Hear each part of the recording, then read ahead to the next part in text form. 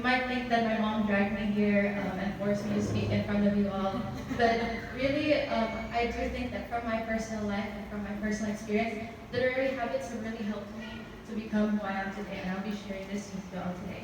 Okay, so like Miss Risky has mentioned before, I'm grateful that I've actually been able to do well at school consistently, and I've noticed this as well. Like I've seen that certain things came easier to me than some of my friends, such as analyzing text or reading between the lines or critical thinking. These skills came a bit easier to me, and I saw that. And because of that, my friends would often ask me, "How do you do it? What's your secret? What's your study routine?"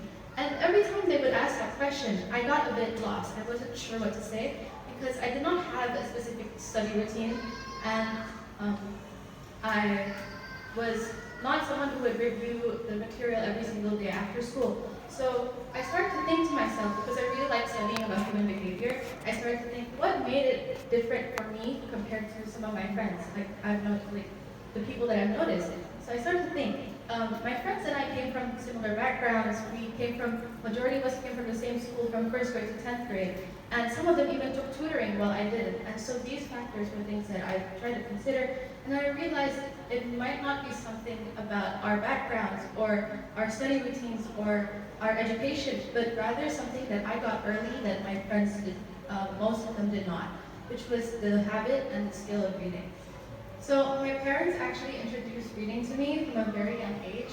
At 2 years old, I would actually ask my parents to turn on the TV every morning because TV was entertainment and it was fast, and every child loves the TV. But since then, my parents started to regulate my screen time and started to try and introduce me to reading by reading to me, storytelling to me, and introducing me to actually learning to read through things like Your Baby Can Read, which is something that the Learning Council uses to teach young children to read as well. And eventually I started picking up my own books and my own things that I actually like to read. And since then, by the time I was like 7 years old, I had a favorite novel while my friends were still reading and learning to be fluent in reading.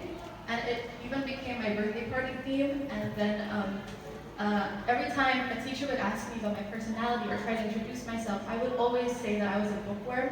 I would always say that I love to read, and that was my favorite thing in the world to do. Because even though my parents started this literary habits for me, I started to really continue it because the way my parents introduced it to me made it enjoyable, and it became something that I actually liked to do as a kid. And I kept going with it, and this habit really gave me a lot of different benefits.